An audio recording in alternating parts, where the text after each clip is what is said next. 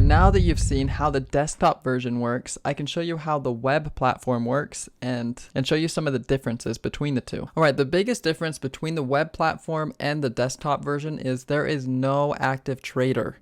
So that is the biggest difference. It also has a little bit of a different setup on the trade. The stock side here, and you have the curve and the table. It won't let me switch to the stock site without deleting my leg, so I need to hit the clear button right here.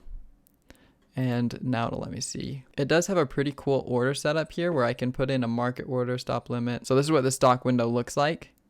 It also tells me if it's hard to borrow right here. If I come to curve, you can see the curve is very much like the one on the desktop version. It just looks a little bit different. You can choose the strategies here, and then you hit go for it to map it out, or you need to come over here to short call. It gives you all the options of each one right here, and then you have to hit go. A cool feature that the web version has that I haven't found on the desktop version is being able to see this little icon right here, which tells me that it's not liquid.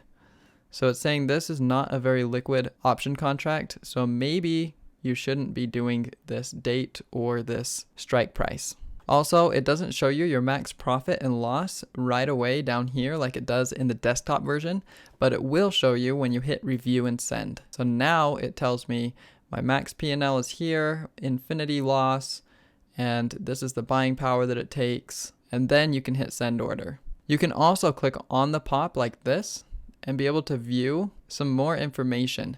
This is kind of a cool one where it tells you their P50%. So it's telling you you have a 20% chance of making the P50 by this date.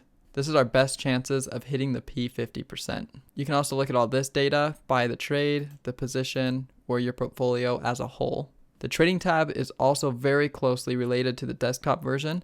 I can just hit this drop down and choose the date rather than scrolling the other way. So it's just a different type of look. It does give you the same details that the curve does if you hit this button right here, where you can see the P50 thing and the positions, portfolio, and you can also see your max profit, max loss in that. On the curve and the table, you also have some settings that you can do. So you have got your graph. What do you want viewed right here? So if you want volume, it'll show those things. You can play around with what each one is for what you like. And then settings. Here are the settings for the curve and for the table. So if I choose show all expirations or show only one, show only non-regular, you can say which ones you want shown, and then you can choose the range indicator. So this is mostly for the curve. So if I click settings, it's going to bring up the same thing. So I can choose the settings here that we went over in the desktop version. And most of this is just viewing preferences. Other than those differences, this is basically the same, mostly with just the buttons in different places. Lastly, something that this has that I don't think the desktop version has is the journal. The journal where you can save your trades. And you can choose whether it's a winner, a loser. It's also a little simpler to go to home and to follow these trades by hitting trade.